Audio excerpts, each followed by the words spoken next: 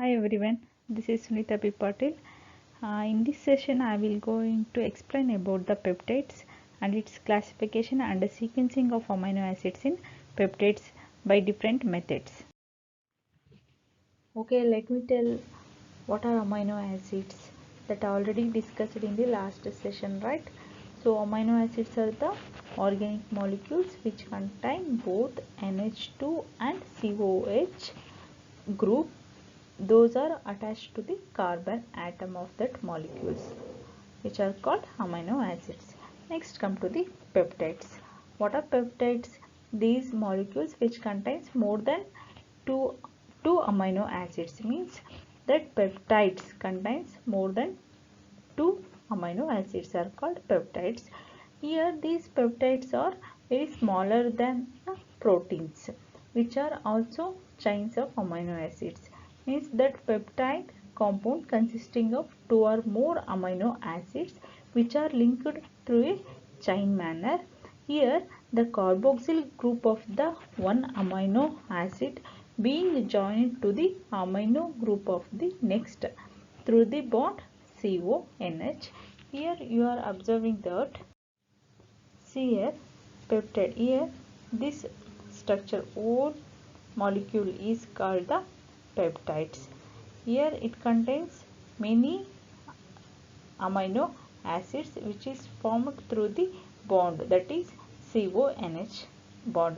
Just you can imagine this is a CONH bond which is joined or combined between two amino acids. Consider this is one amino acid, this is another amino acids. These two amino acids are going to combine through the CONH bond. So it forms the new peptide molecule. This is a dipeptide because it contains two amino acids by the elimination of water molecules. Is it this COH group and NH2 group joined together by the elimination of water molecules.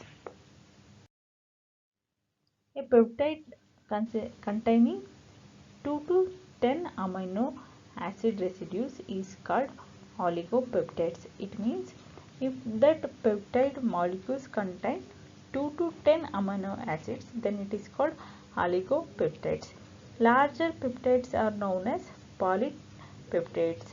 It means those peptides which contains more than 100 amino acids, which are called proteins.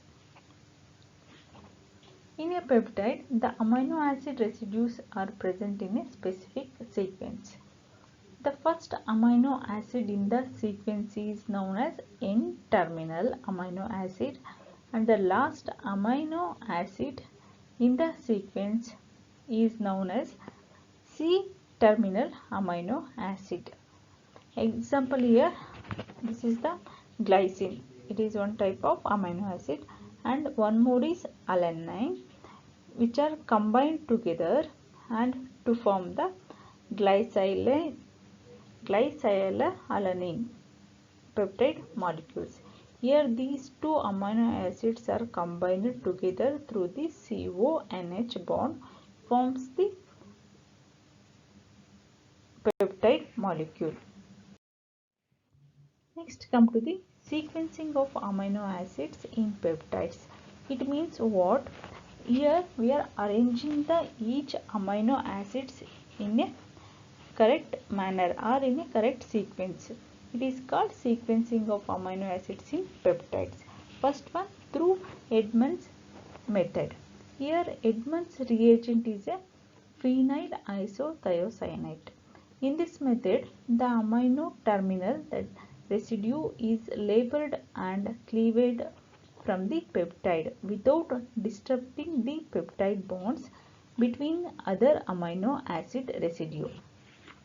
See here, phenyl isothiocyanate is a Edmonds reagent.